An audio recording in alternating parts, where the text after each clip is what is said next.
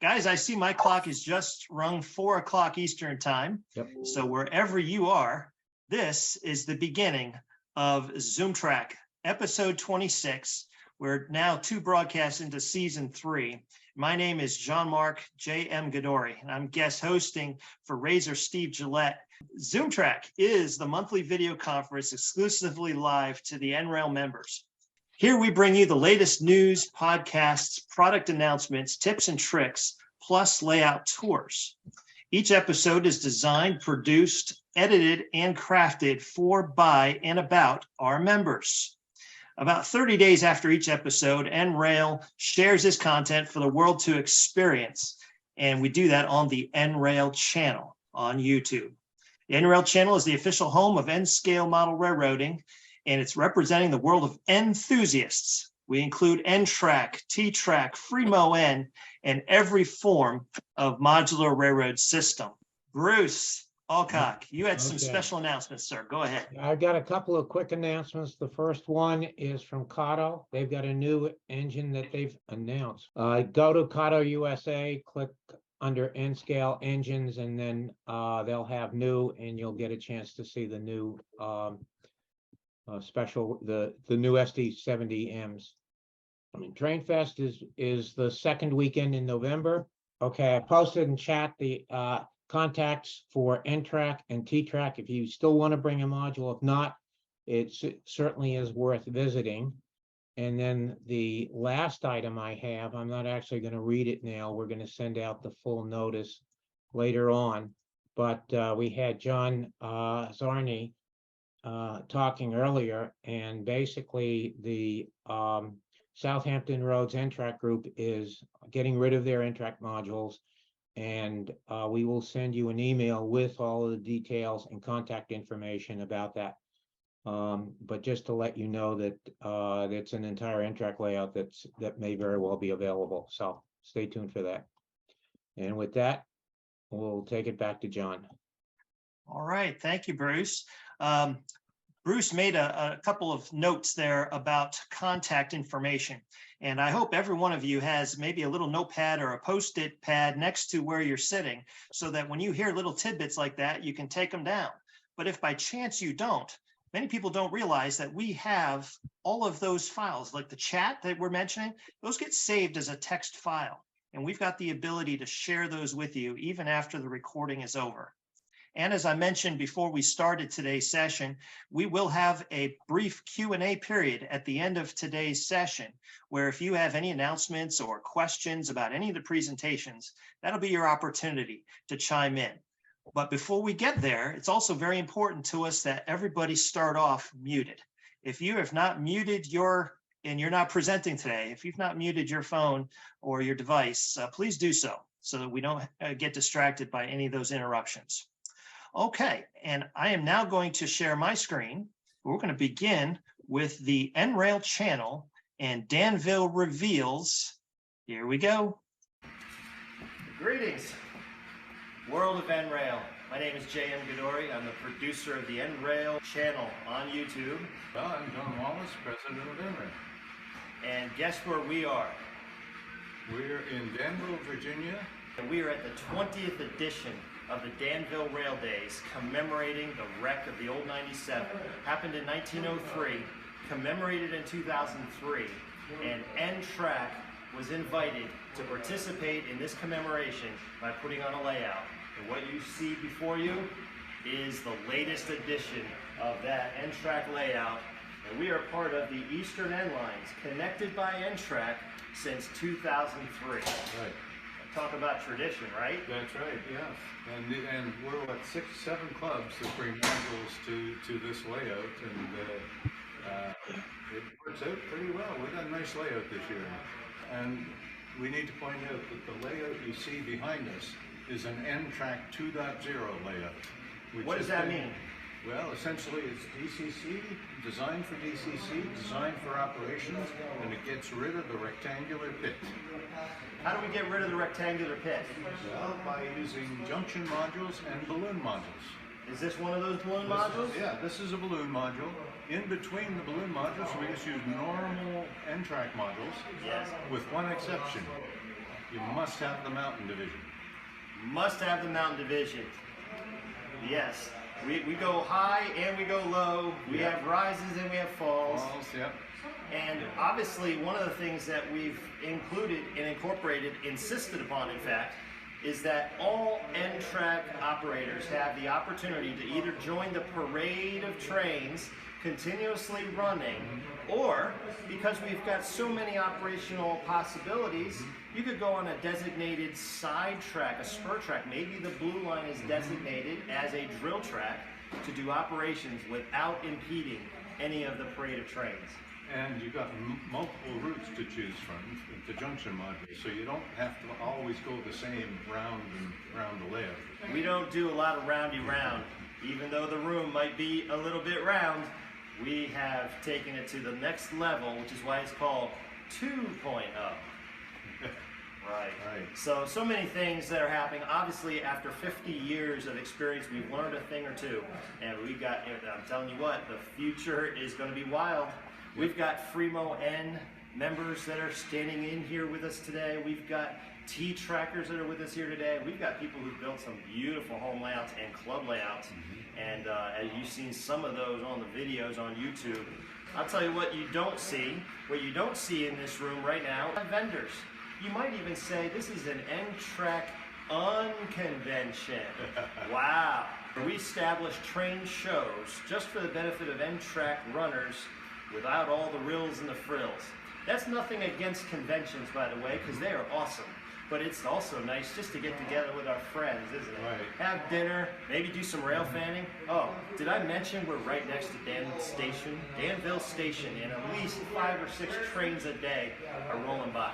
So, by the way, if you hear a train horn in the background and you say, train break, and a bunch of guys go running, you will know why that is. You know, a few minutes ago, the northbound Crescent went through Danville here, and it had one of the heritage locomotives on the front. All right, so why else are we doing this interview, recording from this location today? Well, it turns out that this is year 2022, and in 1976, what happened? Well, Jim Fitzgerald kit-bashed some locomotives using Mini-Trix chassis. And one of those locomotives was a combination of 2 U-30 CGs into a U-60 CG named Cotton Brute. The Cotton Brute. Yeah. All right. That locomotive has been restored to operating condition, and we're giving it its first test with the layout here this weekend. The Cotton Brute has been digitized. It's been digitized, it's been upgraded, it's cosmetically restored, as well as operationally. John, tell us, who has done all this work on the Cotton Brute? Well, we've got a member of the North Raleigh Model Borough Club called Larry Carr. He's done the work. He does a lot of modeling like that. He's also into NN3. This is the year 2022. There's a little something going to happen next summer in 2023. John, you want to tell us what's going on next year? Next year is the 50th anniversary of N-TRAK. 50! 50. We'll be celebrating that at the National Train Show in August in Grapevine, Texas. Grapevine, Texas. 50 years of N-TRAK. Wow. So Cotton Brute will be there. That's part of the show. Cotton Brute will be there. what else can we look forward to as the celebration winds itself up this Well, year? we're still working on some of the details. We've already put the design for the special car into microchain, so that's being worked on. But the clinic, stuff like that, the layouts at the National Train Show. And again, we're still negotiating with NMRA for space. Okay. So it's coming along. It is coming along. It sounds like to me that for the 50 years of ZoomTRAK, we're probably going to be using the NRail channel, perhaps ZoomTRAK, perhaps our email and our website, nrail.org, to really unveil what 50 years of ZoomTRAK, now NRail, is all about. Yeah. Probably Cotton Brew is just a little part of that story. There'll probably be a lot more little pieces of story to be unveiled throughout the course of this year. As they say, watch this space. Stay tuned. All right, John, so I think that's going to wrap up our little introduction. Right. And we're going to get back to running trains here at the Danville Rail Days. Yeah. I believe the future is very bright. What do you think, John? I'll let you get the last word here. Okay, yes, the future is very bright. We're starting to make it, take advantage of technology. We have done DCC now, but we're starting to use the microcomputers like Arduinos and Raspberry Pis. We're starting to add lighting to a lot of the modules, and so things are happening. Things are definitely happening. We're glad you are here and involved, but be somebody who's always promoting our hobby, our scale, and NRail. Send them to nrail.org.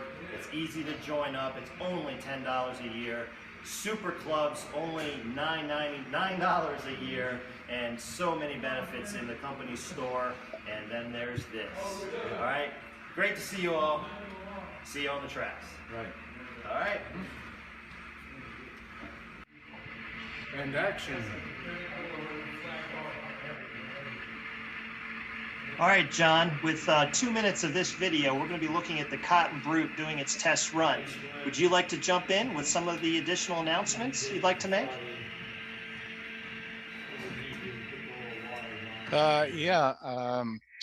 We talked about planning events next year, and the first event is now reasonably set up, and we will begin celebrating ZoomTRAK 50 at the Amherst Railway Society's train show in West Springfield, Massachusetts in January.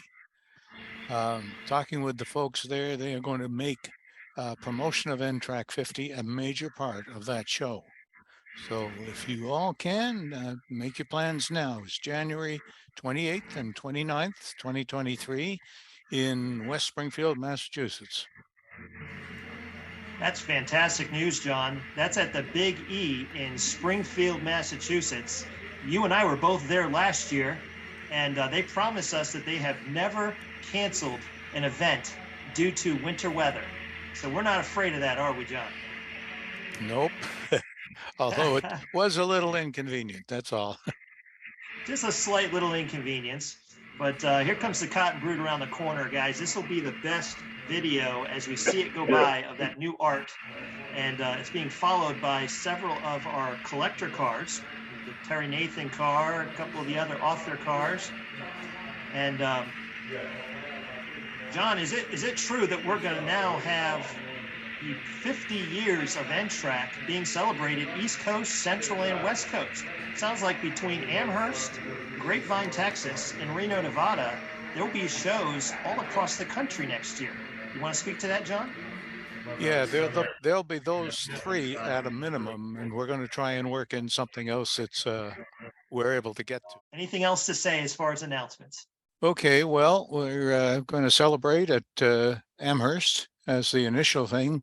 They are excited about it. They want to make us a major part of the show, and I'm glad for that. We'll celebrate across the country, at least in Amherst or West Springfield, Reno, and in Grapevine, and possibly some additional layouts as we can work them in. So if you are in the Northeast or generally come to Amherst, make your plans to come and see us. January 28th and 29th. Last weekend, we took the Cotton Brute to just a regular train show, and I ran it all over the ZoomTRAK layout. totally successfully. A couple of joiner tracks that were bowed up kind of stalled it on because the fuel tank is pretty low slung on this. And we had one module where there was a curve and the scenery was too close, and we hung up on the scenery. But other than that, we made it around every track, including mountain. And we made it around a 12.5-inch radius curve on a balloon module. Now, having done that, I got really brave and I took the cotton brute over to our T-TRAK layout, and it ran around both tracks fully successfully. However, the overhang on T-TRAK tracks means you can only use one track at a time. So, John, while the you were chatting, the only thing, Jean-Marc, that I see left to do is to work on increasing the volume of the horn. So the volume of the prime mover is fine. It's just the horn is kind of quiet compared to it. So we're going to work on that. Well, that's a great segue to our next presentation, which is on Soundtraxx. And who knows if Soundtraxx could have anything to improve on that. But before we get to Soundtraxx, we did get two chats up from Larry Card. Actually, one was from Paul. And Paul Musselman asked us to mention, why is the cotton brute so heavy? And Larry Card, the man who made the modification, said, because the fuel tank. Go ahead, Larry. Are you there? Yeah. I'll read it then. Because the fuel tank below the model is a solid piece of depleted uranium. It weighed 1.5 pounds before restoration began. Some weight was cut out to make room for that decoder and speaker, and it weighs 1 pound, 6.5 ounces now. I bet it can still pull like anybody's business. Oh, there it is. John's holding it up right now. John was saying that when they were running it this last weekend at Selma, that it didn't care about how dirty the track was because it was so darn heavy, it would just go through anyway. Larry, that's great work on that. The other thing we found out at Selma is that cotton brute with its 70s deep flanges is a great detector of bad ballasting, if you get what I mean. I bet it is. Well, guys, we're going to take all the rest of the questions and comments because that was so exciting to start our N-TRAK, N-Rail ZoomTRAK with the cotton brute was cool.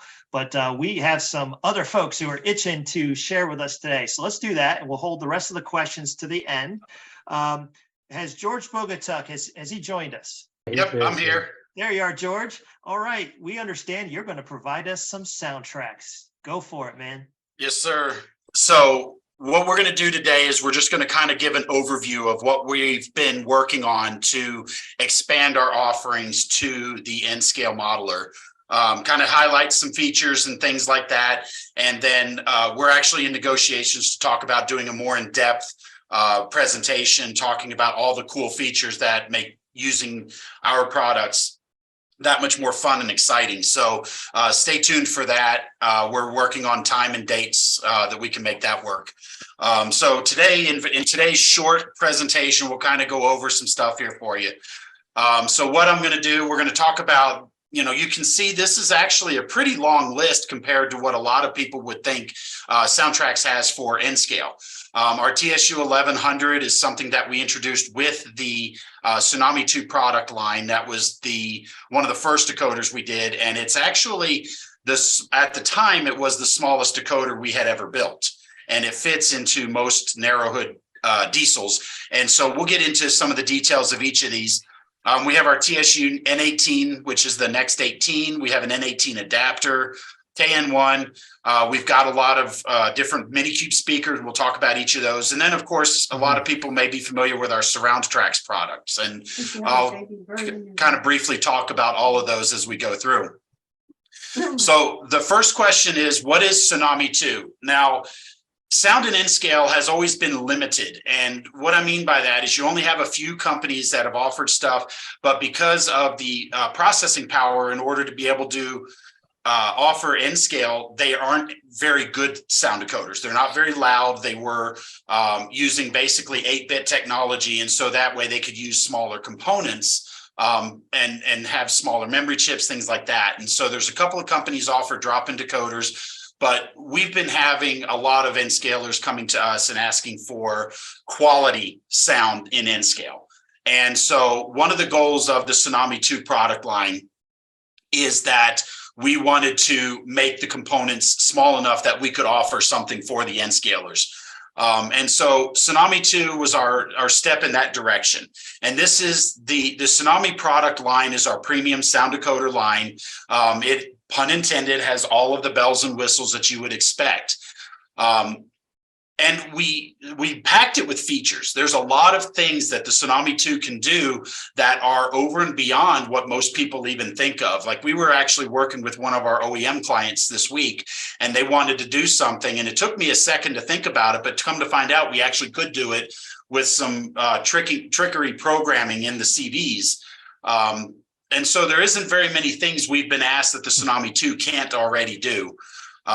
And so with that, we've built in a lot of operational features. We've added a lot of sounds. Anybody can make a noisemaker, something that just plays sound recordings. Heck, you can get a greeting card that plays sound for you. But what our decoders do is they actually take sound replication and sound production to a next level. A lot of the sounds are interactive. So for example, one of the features we have in our decoder is the brake sound, which is you press the function 11 and you'll hear the brake squeal. And you can actually have settings that you can actually turn it into a functioning brake. So the brake squeal would actually affect the speed of the locomotive and bring the locomotive to a stop. Now, the other thing is that when you use the brakes more frequently, internally, you're triggering algorithms and the decoder's watching how you're using it. So if you use the brakes more frequently, you're going to trigger the compressor sound. The reason is because the brake system is an air brake system. And so when you're using the brakes, you're depleting the air reservoirs. What happens? The reservoir kicks on the governor, and the governor turns on the compressor, and the compressor kicks on and fills that air reservoir back up. So your engineer has fresh air. So like I said, all these sounds are actually working interactive. Now, with the Tsunami 2, we've actually taken and we've included 16 independent sound channels. What that means is the Tsunami 2 can play up to 16 sounds at the same time. So with some of our competitors' N-scale offerings, when you turn on the bell, the air compressor sound mysteriously disappears. And the reason for that is because they're limited to 8 to 10 sound channels. And so they're sharing channels. And so the bell and the air compressor share the same channel. So the bell being prioritized over the air compressor sound, because the bell is something that you would use quite frequently, they've decided to shut down the air compressor sound. And then when you turn off the bell, suddenly the air compressor magically reappears. And that's what you don't get with the Tsunami 2, where the Tsunami 2 actually plays all those sounds realistically. We have a massive sound library.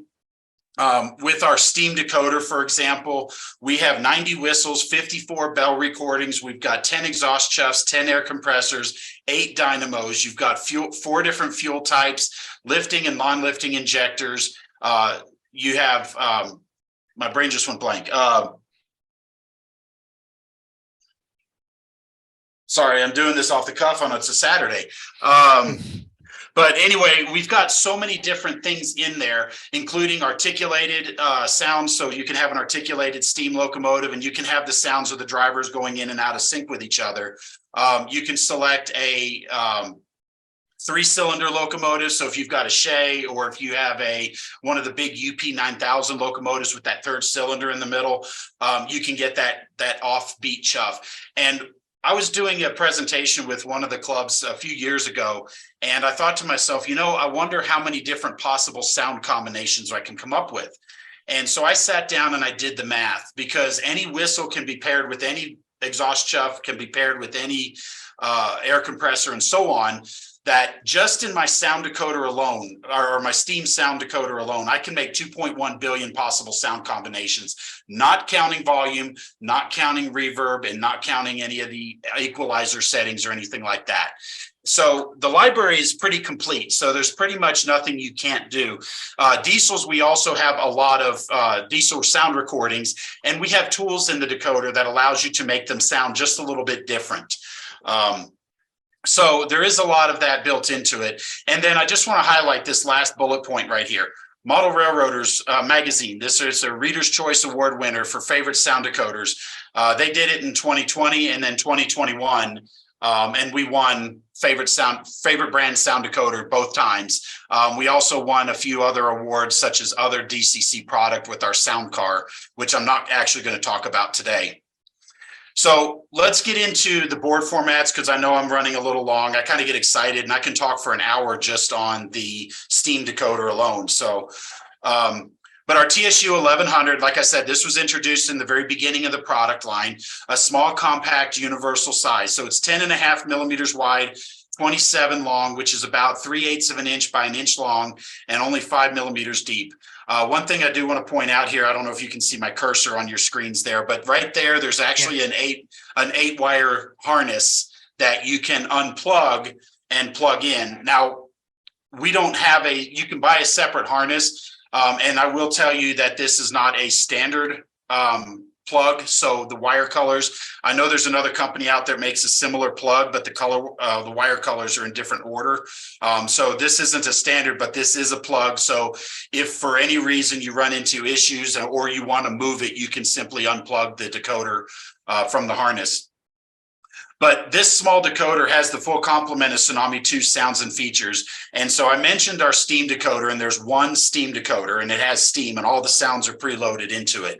Now, with our diesel decoders, you have them grouped by family, because an exhaust chuff, when it comes to memory time, it doesn't take up a whole lot of memory space. It's basically chuff times 4.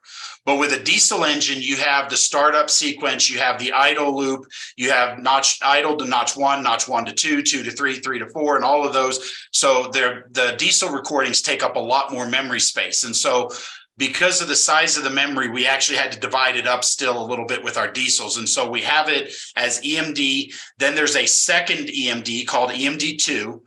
And it's just basically a second collection of some of the more obscure versions. For example, the 16-cylinder 645 turbo for like an SD40-2 is in the original EMD, but the 20-cylinder being only used in the 45 series is in the EMD2 because it's one of the more obscure.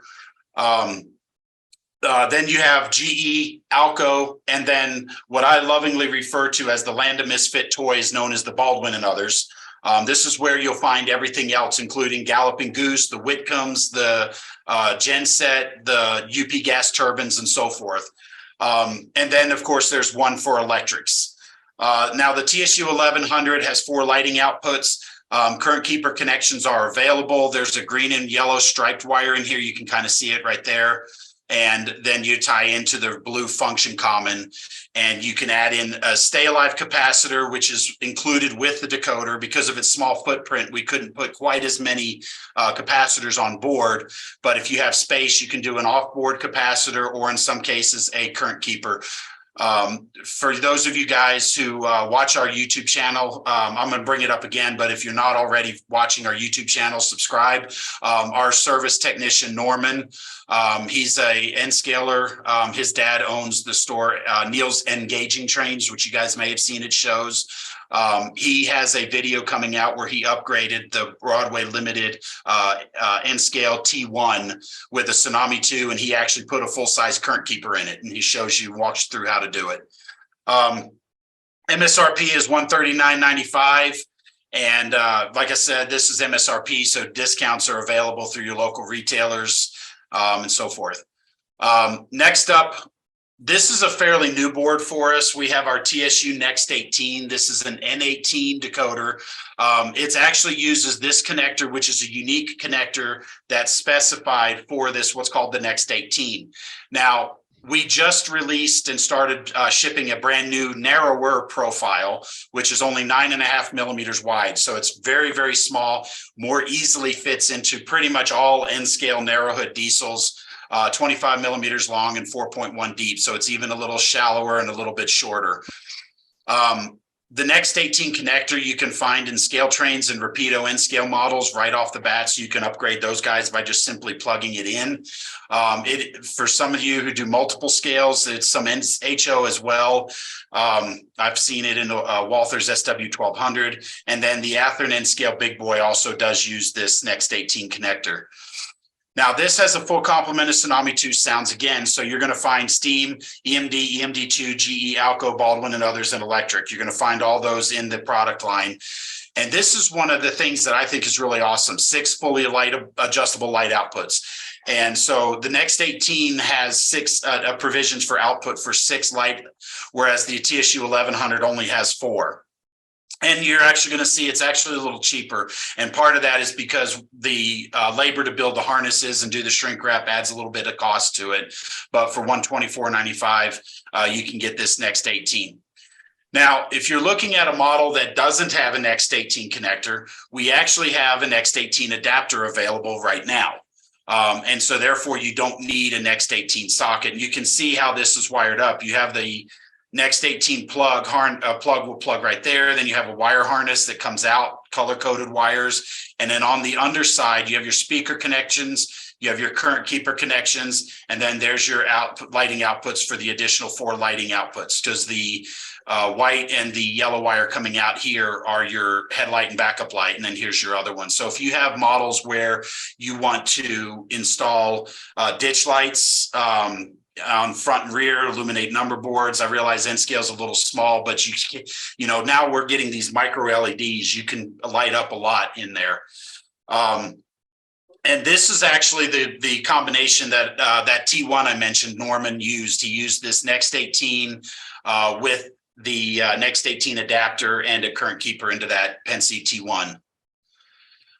Next up on the docket is this TSU KN1. Now, this is designed for N-scale wide body, complete drop-in decoder, and this is a complete kit. So you get the speaker and speaker baffle, which there's different size speaker baffles so that you can find one that fits, 2 LEDs, wire, and Kapton tape. This decoder is, like I said, it's a complete kit, and there's 4 lighting outputs that you can wire to. Actually, I take that back. There's 6. I forgot to put that on there because there's 2 here, and then you have 2 right there. And then these are your speaker terminals right there. These are your motor terminals, and then your headlight and backup light. Now, there's only one part number for the KN1 because we built a custom sound file for all the Kato N-scale wide body locomotives. So the F units, the E units, the P42s, Alco PA, and others. Are all fit into that one decoder as a complete kit, $159.95. So it's one-stop shopping for upgrades for that locomotive. Next up, Minikube speakers. We do have a wide range of different speakers because one of the biggest challenges with the N-scale is because we are so small in that scale, getting good quality sound out of it. Sound, I'll take a real quick second. Sound is air pressure waves traveling through, and part of the reason with N-scale is because our speakers have to be so small they can't move as much air pressure, which is what we hear as volume, so things tend to be quieter. But these Cube speakers actually do deliver great sound. This one here is our Minikube 3, was an amazing amount of sound that I could actually hear it when we first developed this. I had it on my layout on a test track in my garage, and through the laundry room, the kitchen, and the living room, I could still hear the diesel engine idling off this little speaker. So this thing's amazing.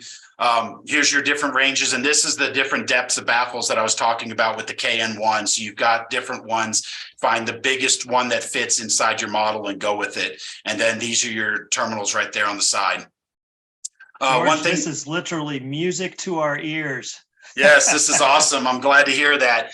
One thing I do want to point out, it's kind of fuzzy on the picture here, but this Minikube 2, you see that this is actually one pole, and then this is the other pole, positive, negative. Speaker polarity isn't really important as much as it is making sure that if you use multiple speakers that they're the same. And so when you look at this Minikube 2 speaker right here, there's 2 little hash marks. And so if you take this hash mark and make this your positive and then this your negative, if you've got room for 2 of them, pick one and be consistent through the way when you're installing multiple speakers. But these things are great. And like I said, this Minikube 3, I actually have 2 of them in an HO scale 1862 model of the General. And you can actually see a video of that on our YouTube channel. And I'm amazed at how much sound comes out of these little things. So I was able to put them in that tiny tender. Surround tracks. This is something that we've had available for a while. I will say that this is based off of the original Tsunami, but this is an off-board surround tracks or surround sound system. And so what this does is this works with the T-TRAK's transponding technology to identify a location around the layout, and then will send the sound around the layout as your locomotive travels. It stores up to 99 different sound profiles, plays up to any 6 at a time. So for 625, the equivalent of 6 onboard locomotives, but you get 99 sound profiles. It's actually a pretty big bargain, and you can pick the whistle, the bell. You kind of get to be able to pick and build the profile for each locomotive. And anytime that's detected running on the layout, the surround track sends the sounds everywhere. So guys, I apologize. I ran a little long. Expanding product line towards the N scale. Make sure you subscribe to our newsletter, because we have more on the workbench right now that we're working on. So we will be announcing those as we get more coming. Visit our YouTube channel for many feature demonstrations and how they work to get more familiar with the decoder. Like I said, we're talking about trying to put together a presentation for you guys that's a lot more in depth. If you have any further questions, send it to support@soundtraxx.com. I'm going to have to duck out because today is my wife's birthday and we're taking her to dinner. So I will be leaving it at that. So questions and answers. George, on behalf of all of NRail, wish your wife a happy birthday in surround sound from all of us to you. There we man. go. That was definitely music to our ears, and it's going to be a Merry Christmas for some when those chips come in the mail. So it's going to be awesome. Thank you for your presentation today. Yep. Thank you guys very much. I appreciate the time, and you guys have a great weekend. And if you have any questions, like I said, send them to support@soundtraxx.com and we'll get you answered. Thanks, Great. George. Thank All right. you. Thank you. All right, Terry Moore, Talkin T-TRAK. We're waiting for you, man. You ready to go? This month's version of Talkin T-TRAK.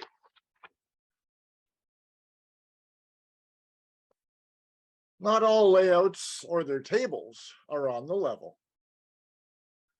In a perfect world, we can place our T-TRAK modules on our tables without any need to level their positions with the adjustable legs. But the world is not perfect, so we build our modules with 1.5 inches of height adjustable legs. To prepare for the expected need to level our modules, we pre-raise them to an accepted common height. That height in most cases is 3.5 inches. You can see that this particular photo here shows a small layout that's flat right on the table. Several methods and jigs have been tried to assist us when attempting to get all legs of our module set to the desired module deck height. A simple ruler, blocks of wood cut to the required height of the module deck, homemade measuring tools, in this case, a 3D printed jig that sets the top of the rail head at 3.25 inches, and others. Here's mine. They kind of look like drawer fronts. I purchased a short project board of 1x4 oak for hardwood durability and cut it into various lengths. The nominal 4-inch measurement is actually 3.5 inches. Just right. Added old knobs from a local restore, making them very easy to handle setting modules. Okay, they're not really drawer fronts, but they do kind of look like drawer fronts, eh? After unpacking our T-TRAK modules, one of the first things to do is set the legs at the module's raised position for the layout. This raised position allows the power cables to pass under the modules without causing the module to lift or rock on the cable, and allows a space to pass a wrench under the module to fine-tune the leg length. The usual preferred set height is 3.5 inches, measured to the top of the module base. Again, various people have different ideas on that, but 3.5 has become pretty much the standard accepted height.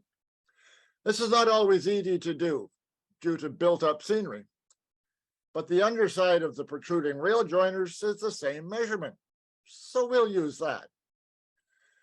The size of my drawer fronts and the knob make them very easy to work with as they slide side to side under the rail joiners and along the module as the legs are adjusted.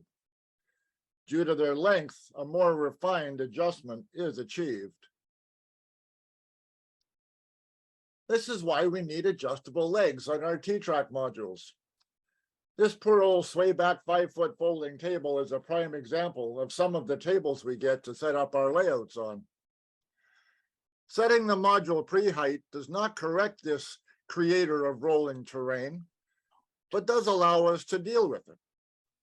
3.5-inch module deck pre-height allows us a 3/4 inch plus or minus variance to raise or lower the modules as required to achieve a level layout. Actually, this table is pretty good compared to some we've had to work with. Some of the things you might see: shims and wedges for fine-tuning module heights, and a cut piece of wood for setting pre-height. Fine-tuning with a 1-foot spirit level on the rails. Raised modules allow the open end of, in this case, a gear wrench, access to leg bolts for fine-tuning of the module height and level. For those of you who are following Talkin T-TRAK, the presentations are now available to members on the nrail.org website on the tips and techniques page in the PDF format. Thanks for watching. Great job, Terry. Fantastic. So I want to introduce Martin Weaver is going to be sharing with us today the Frisco Mustang sub layout tour. Take it away, Martin. Thank you. Okay, there's the introduction slide.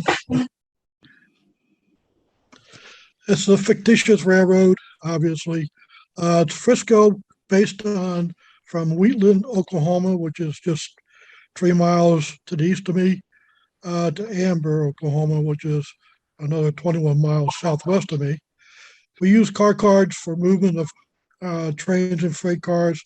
It's primarily a switching layout. I really like switching, so that's what I made it. It's 18 industries, 5 transfer yards, 2 interchanges.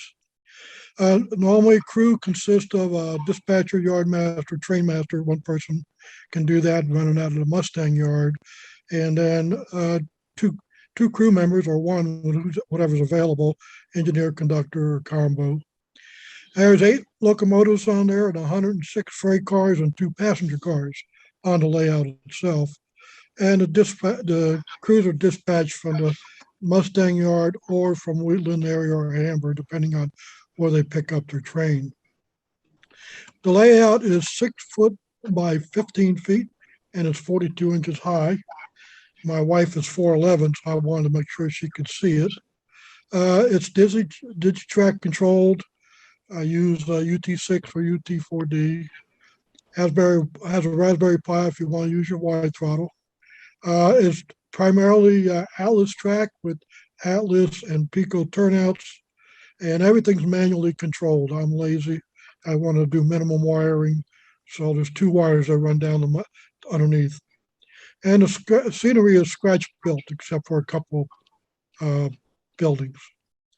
The original concept was to have a U-type, a U-type layout here. I got this idea from Lane Littlefield up in Tulsa. But I found out after the first couple operating sessions that everything piled up down here. So I needed someplace to put them.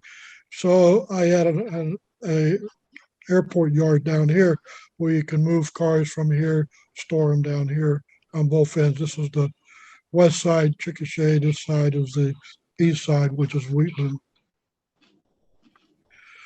In the middle here, with the original concept, these are 48 inches. This is 6 foot here. This was open, and so I put all the equipment in the middle here. But when I closed the end, now I got to crawl underneath. But it's all the equipment deck here. The Zephyr, the 42 for power distribution, and a 93, and a Raspberry Pi. So it works pretty good. Just got to crawl underneath to get to it, but it's been pretty much maintenance free. We'll start our tour on the Mustang transfer yard.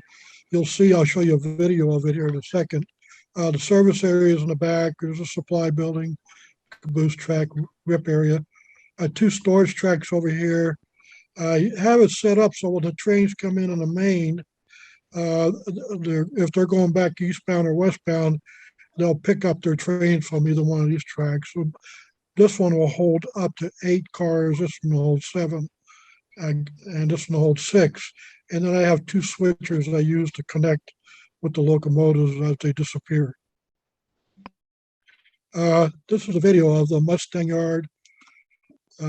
This is the engine house here, or the work house. There's the supply area. Back here is the service area. These are the 2 storage tracks here. And then this is the westbound, the eastbound, and storage here, overflow. This is the main here. This is going westbound, and this is a siding here.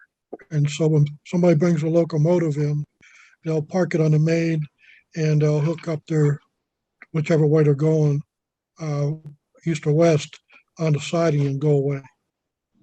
Works out pretty good. Oops. We'll go eastbound first. This is the fisherman yard. There's the Vicky's produce house. I had to put my wife in here, keep family peace. There's a bulk storage or distribution area here.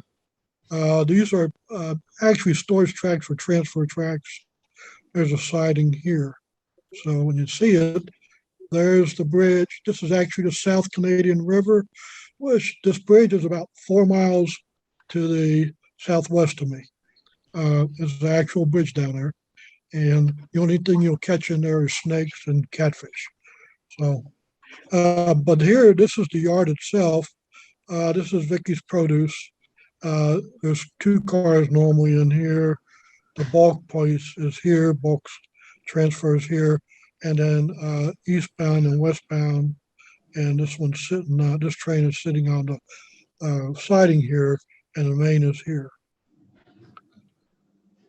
The next module down is the co-op, and for the co-op, you gotta have a silo. So it's a circular deal, works out pretty good. There's room enough for 12 cars there, but I only got 6, that's all I need. I can move those. This is the main that goes out this way. This goes to the MKT interchange, which is over here, inbound, outbound. And you can see the ZoomTRAK here. I have throttle holders here. These are where the car cards in front of each module is a car card holder. The next one is a pretty busy module. This is the Wheatland module. There's 5 industries and a staging track here for building or breaking down trains. And you can see the different industries over here. Here's a picture of it. The Wheatland Freight House is over here. This is the main that goes here.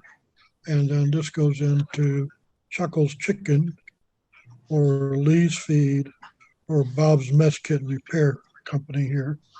My brother's Bob, and I'm a military background, so mess kit repair made sense to me. Anyway, Ranger Industries is heavy metal industry. I got a 70-tonner over here they want to use. On all the, wherever there's a spur, I normally put a derailer that they're required to move or put on there, and a blue, I don't have flags, so I put a blue pole with a red top. You'd be surprised how many people can't figure out red from blue. But anyway, here is the, on the, where it's closed, I've painted the ties yellow so they don't bend metal. At the end is Mustang Field. This wasn't there originally, but I put it on there, like I said, for overflow and transfer. But Wheatland's here. This is the actual milepost at Wheatland's 549 and Amber's 573. So that's 24 miles. So this is the airport module, or Mustang Field. Mustang Field is actually the El Reno Airport in World War II. As a PT-19s over there. It was about 100 of them. As a training base. But this is about, scale-wise, about 1,200 feet. They do airplane rides out here. They do training out here, whatever you want to do out here. This is the field itself, but here is the transfer tracks here. On the skyboards, I flew for 52 years. So in 52 years, I flew a lot of different airplanes. So I figured, what the heck, I'll put the airplanes I flew on the skyboard. So there's a whole bunch of airplanes around the skyboard. Going westbound out of Mustang Yard, make a right turn here, come down here. The first module we come to is Delisi. Delisi Sand and Gravel is on this side.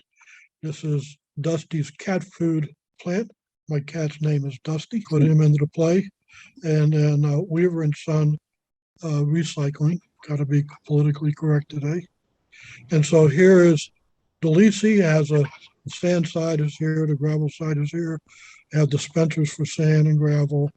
Offices over here. Equipment's down here. Also on all the skyboards, I have a little layout pictorial up there. So if somebody gets lost, can't figure out the numbers, because I use numbers primarily on the cards for track. So here's Dusty's cat food, has capability of whatever they use in cat food, for vegetable oil, who knows, dead fish, whatever. Anyway, and then oil, the recycling plant is here.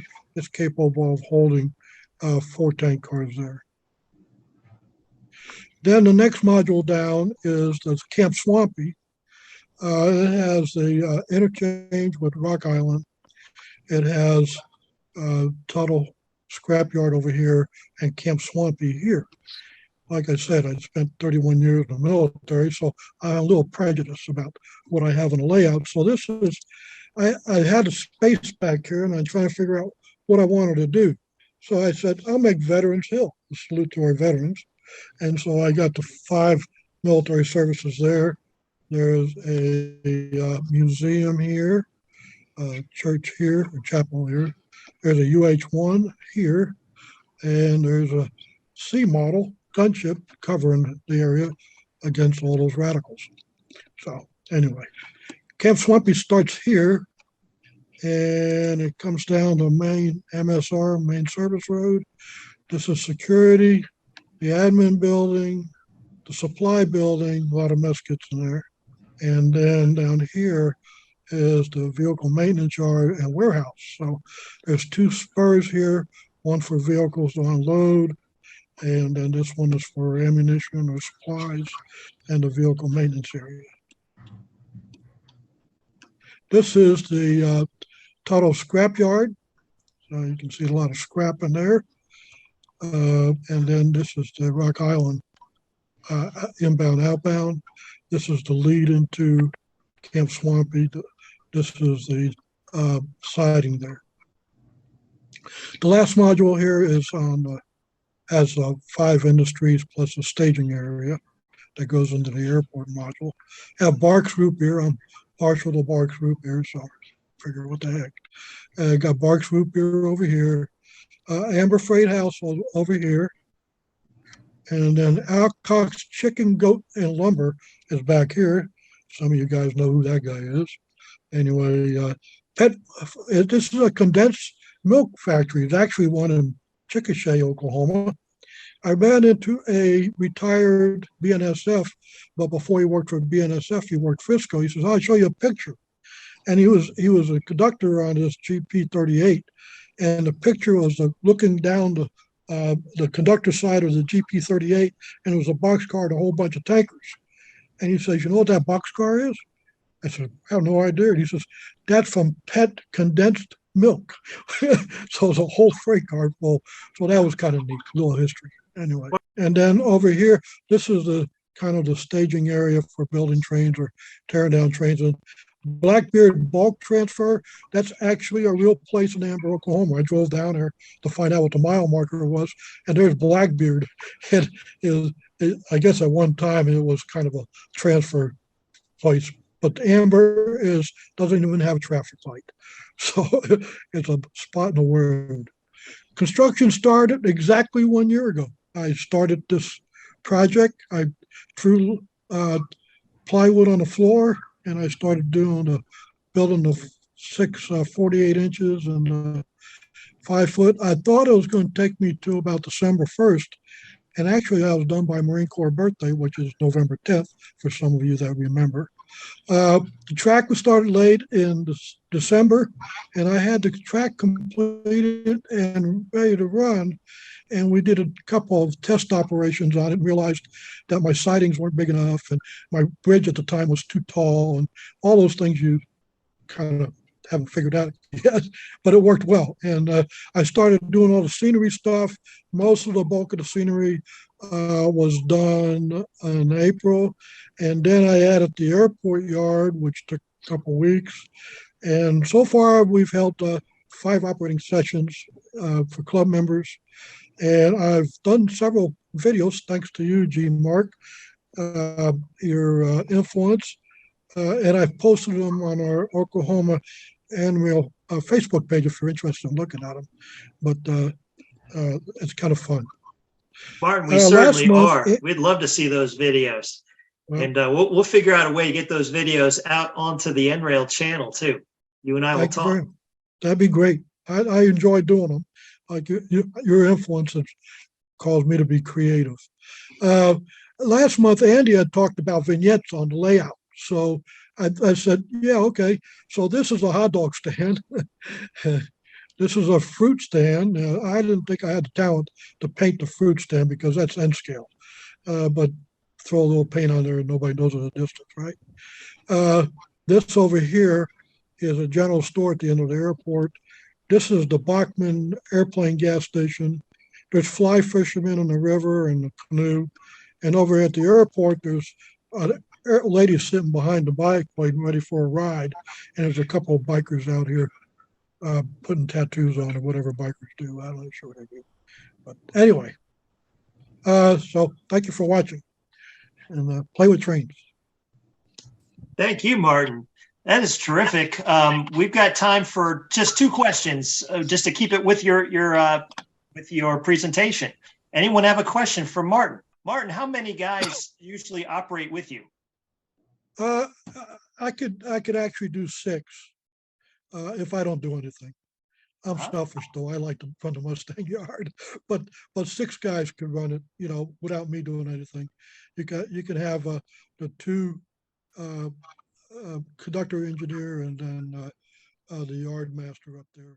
Last but not least, Bruce, you're going to be presenting us with the Inland Northwest Free-Mon layout produced by Lee Calkins. Let you go ahead and share the screen and take Hello and welcome to the Spokane train show.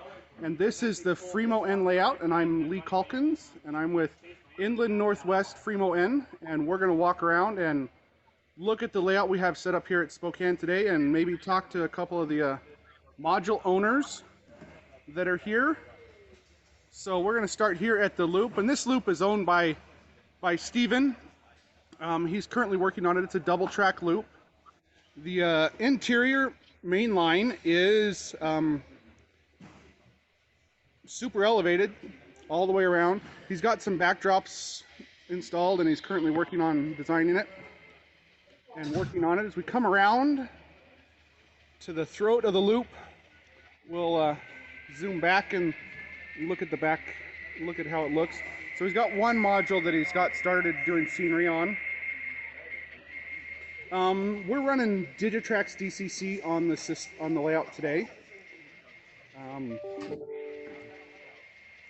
This is a 45-degree corner by Ed McNamara, and Ed's in Aurora, Oregon, and he's traveled over here to Spokane for the show.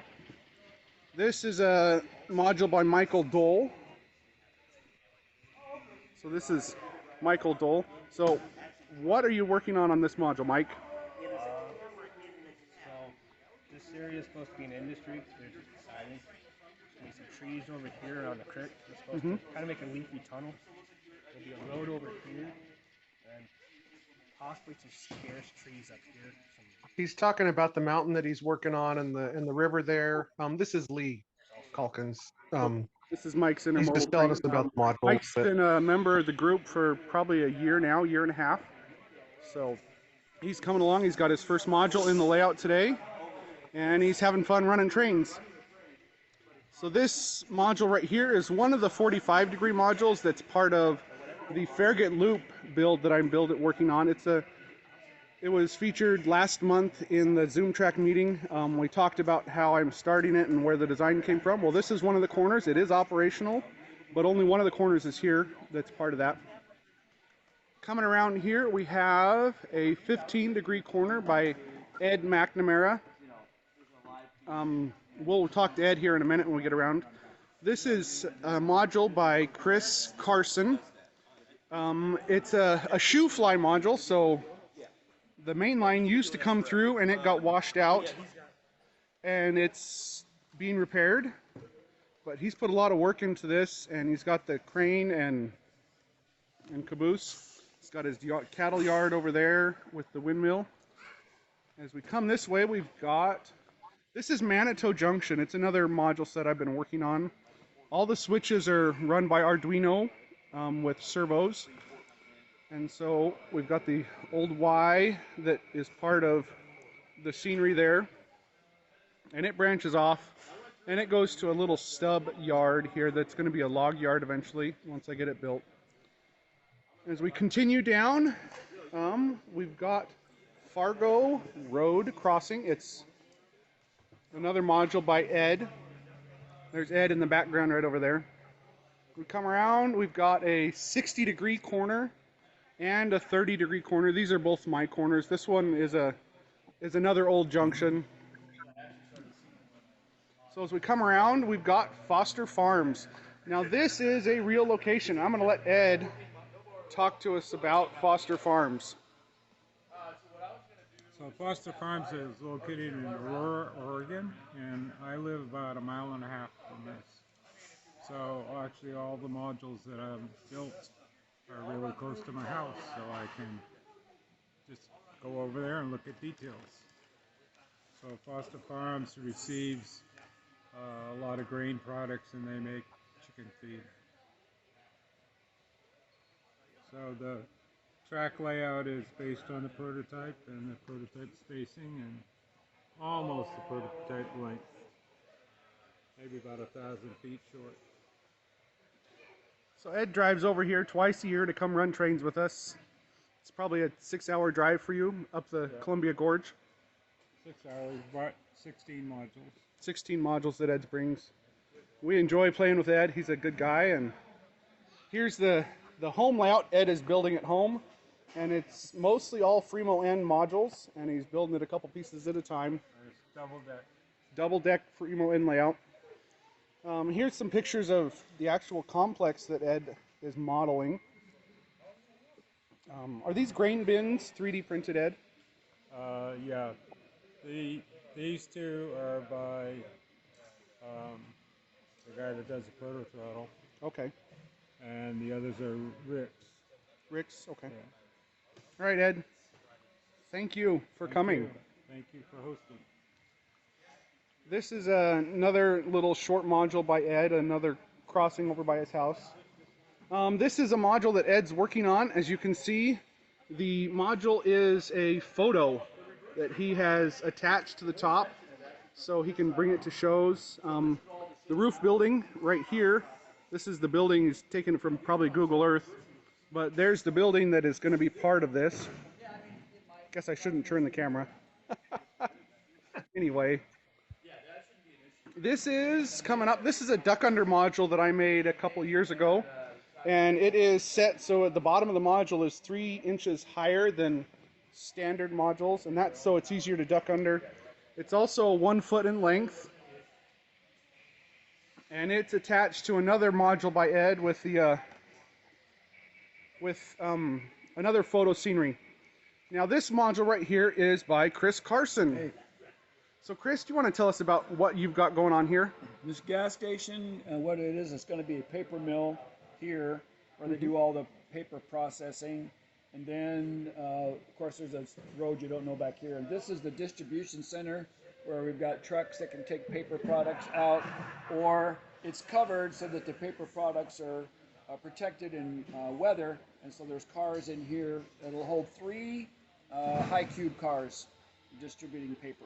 And then this is the chemicals like hydrogen peroxide that they use to process paper. So there's a switching track just to keep it open so they have room to move cars. Cool. This is nice work, and Chris has been working on this, and it's coming along nicely. Thank you, Chris. Yeah, you're welcome. This is an S-curve that's owned by one of our newest members, Doug Weeks, over here. Coming around, and this is a 90-degree corner. He's owned by Gary. He's another guy. Gary isn't here today. This is a little town that I own. This is one of my modules. It's really just a southern Idaho grain and potato town. So we've got a grain silo there. This is a Canadian grain silo that I got from a friend who passed away recently. So it's on my layout now. We've got 2 potato warehouses that need some love today. So this is my module set here, and coming around we have a golf course module set right here. This is another 90-degree corner owned by Gary. So we come around, we've got a 2-foot module that's another one that matches the other 2-footer over there that's owned by Ed. And then we get into Plummer Junction, and Plummer Junction was featured in an NRail article about a year ago. So Plummer Junction is set up to have 4 joints, and this is our 2-to-1 track, and then we've got another double track duck under here. And then we've got Plummer right here, and this is Plummer, Idaho, and it's modeled after a real town, real junction. It's a junction of the Milwaukee Road and the Union Pacific. And it's about 45 miles south of where I live over in Post Falls, Idaho. So right here is actually, we've got a single track Free-Mon end plate there, and a single track Free-Mon end plate there, and then a double track end plate there, and another double track end plate over here. We're not using the one end there, but we've got plenty of room to expand and make this layout larger. So as we come around, we've got another 30-degree module that's a double track module. It's got an industry on it. I'm not sure what that industry is going to be yet, but we've got planning. And we've got another 60-degree corner, and it's just more of a wooded scene with an abandoned caboose in it. And another little S-curve. We come around to this 4-foot module. Now, on this 4-foot module, I decided to model sort of 4 different scenes. We've got an abandoned spur right here that's been torn out, and a whole bunch of trees that are chopped down like it's been logged, in the last 20 years. This side is an old growth forest with some deer in there. And then here we've got more of a shepherd scene with a farmer or a rancher or whatever, and he's got some sheep and goats, and he's got his dog over here in the brush. And the scene is the same on the other side. It's just an old growth forest. We come around and we come back to the other 2-to-1, so that's the end of our double track main line. Come around and we've got 2 more of Ed's McNamara's 45-degree curves. He's got 4 of those in the layout today. Here is another one of his long passing sidings. This is a 12-foot passing siding, and it is Curtis siding, again over by where Ed lives. Coming around, and we've got another one of his corners, followed up by our staging loop here. And that is the end of our railroad, and that's the end of our layout tour for the Free-Mon layout at the Spokane Fairgrounds in Spokane, Washington. They do have this train show the second weekend of October and the second weekend of March every year, except for when we had COVID. They canceled it for a few years. Well, we're generally set up in the southwest corner of the building. If you're ever in Spokane for the train show, come by and say hi. Let's walk over here and let's take one little quick more look at the back side of the railroad. So, thanks for watching, and thanks for looking at Free-Mon. Lee, thanks so much for putting that video together. Great presentation, showing everybody off and interviewing a lot of those makers as you went around. Knowing that we've got you on the phone, Lee, anything else you'd like to say about that layout you just showed us? I don't know. Maybe Frank Wilhelm, who's also on the call, has some things to say. He built a lot of the plumber trackage in there, and a lot of the electronics underneath Plumber Junction. But Frank's a good guy, and he wasn't there on Saturday. He did come to the show on Sunday. But he's a big help and a big asset to the Inland Northwest Free-Mon in the area. So, and as we're finishing up the poll, I'll just tell you my impression of today. We have seen so many different examples of end scalers' dedication to prototype, from the Cotton Brute to Soundtraxx sound. What amazing stuff! To the layout by Martin, and again the pictures with scenes named after his wife, his job, his co-workers, his fellow railroaders. There's so many cool things about that. And then Lee, you just demonstrated through your interviews what these guys are doing about prototype operations, making the model railroad make sense. This is smart model railroading all the way around. Okay, so we have reached the conclusion of our presentations. So we're now open to what I alluded to at the very beginning. Open Q&A. Anybody want to chime in? Unmute yourself and speak on up.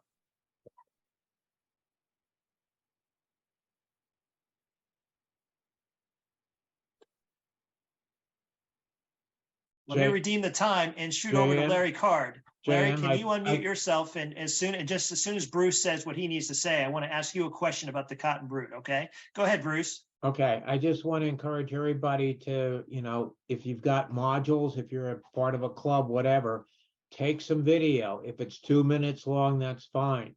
We've got plenty of places to show it. It can be posted on our NRail channel.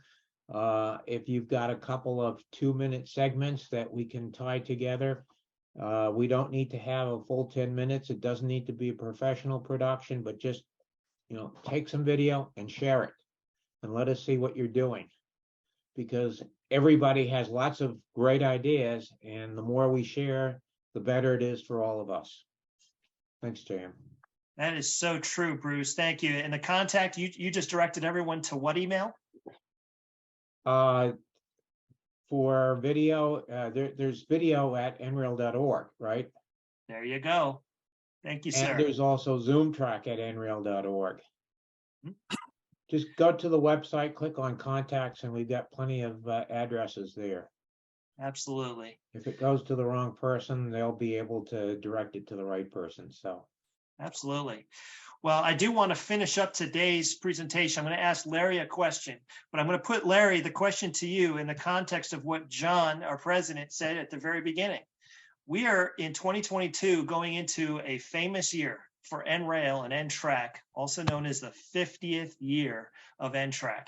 And if I'm going to be coming out to many of you seeking to do maybe a one-to-one interview or getting your recollections of T-TRAK through the years. And so, Larry, tell me, what was your first experience with T-TRAK? And when was the first time you ever saw the Cotton Brute? Oh, well, my first experience with T-TRAK was actually with the Hampton Roads Club. I was in the Navy then, and I joined in 2003, just before I retired. And then I came down here to Raleigh, of course, been with North Raleigh for a number of years.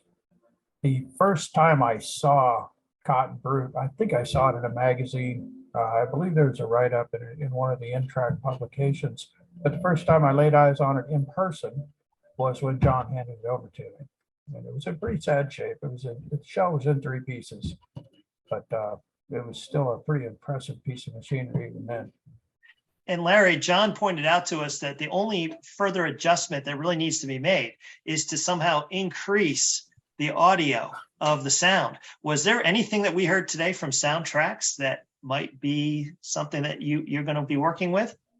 I hesitate to say that it's an ESU decoder, so I don't know if that would be any help. But I did take notice of their little speakers. They've got some pretty neat little speakers there. And I don't know if it would help to put another speaker in it, but we could certainly try that. Well, it was pointed out that when Jim Fitzgerald, the founder of our newsletter and the founder of this organization, more or less, when he put together that locomotive in order to get the weight to push or pull 540 hopper cars, he had to use depleted uranium. Tell us about working with that. And that create any scenarios for you? Fortunately not. I didn't have to do anything with the depleted uranium. It's just the fuel tank is the only thing with depleted uranium. But the rest of the locomotive body was stuffed full of lead weight. That locomotive is just one solid piece of weight from tip to tail. And I actually had to cut some of that lead away to make room for the decoder, to make room for the speaker, to carve out some space for the lights and all that. And yes, I did use all the safety precautions, the vacuums and the gloves and all that. But in all, only removed about 1.5 ounces from the weight. It weighed 1.5 pounds when I got it, and it weighs 1 pound 6.5 ounces now. So it is still, it's well named. It is a beast. That's great. Well, Larry, you certainly were entrusted by John with a great responsibility for taking that arc that I don't even know the word to describe it, but it is a piece of N-TRAK history. John, to you. Yeah, I was going to say that Jim Fitzgerald actually kit bashed 3 locomotives, named them Cotton Boss, Cotton Beast, and Cotton Brute. Now, I have not been able to find out what's happened to Cotton Boss, but I have the other locomotive, Cotton Beast. It's in worse shape than Cotton Brute was. I understand it needs a new motor to start with. Got one. Yeah, we do have a spare can motor, but I'm not sure if that's the right motor for the locomotive. It would require far more cosmetic work to fix up. So that's something we'll consider for the future. We're working with Cotton Brute for 2023. Excellent. Well, that's great news. I see that Terry Colton joined us and he said depleted uranium is quite toxic and dangerous. So please use safety, which is good, Larry, which is why I'm glad nothing had to be done with it. Excellent. Yeah, all I had to do was paint it. So I think I glued another piece, I mean, nothing had to be done as far as drilling or machining or anything else to it, which is good because I quite frankly don't have the wherewithal to do it. But it was a great honor to work on this locomotive. It was it's something I enjoy doing. It's working with machinery, rebuilding things, making it work, and it was just a fantastic opportunity. I learned a lot and had a great time doing it, and it's wonderful to see it back on the rails. Well, that's terrific. Thank you so much, Larry. Guys, we have, go ahead, John. Yeah, I have not noticed that I glow at night at all from the depleted uranium. Well, John, that's why that's why we make you wear an N-rail hat, just to keep the glow down, right? So far, I haven't noticed any glowing, and I already had all my children, so I'm good with that. So. Just don't try to take it through the Canadian border, because on the American side, they've got radiation detectors and everybody comes running out with their guns drawn. I wonder what kind of readings you get off of it. I'm sure, I don't know. I've got to worry about what TSA will think of it, because I'm going to take it as carry-on baggage when I go to Reno and Dallas. Coming to a talking T-TRAK in the near future, Terry Moore, the professor, will be showing us how to add a uranium detector, a toxicity detector to your T-TRAK module. I guess we'll check back with John after he gets done traveling, see if he had any problems with it. Okay, guys, we're about ready to wrap up. Any last minute questions for anybody in any of the presentations today? I would like to add one more thing, though. Much thanks to Kenny from the New Jersey Club. We had a problem with the decoder not playing well with the cordless motor, and Kenny was instrumental in finding out what the problem was and correcting that. So great, big shout out to him. Thank you for that. That's Ken Richter with New Jersey Southern.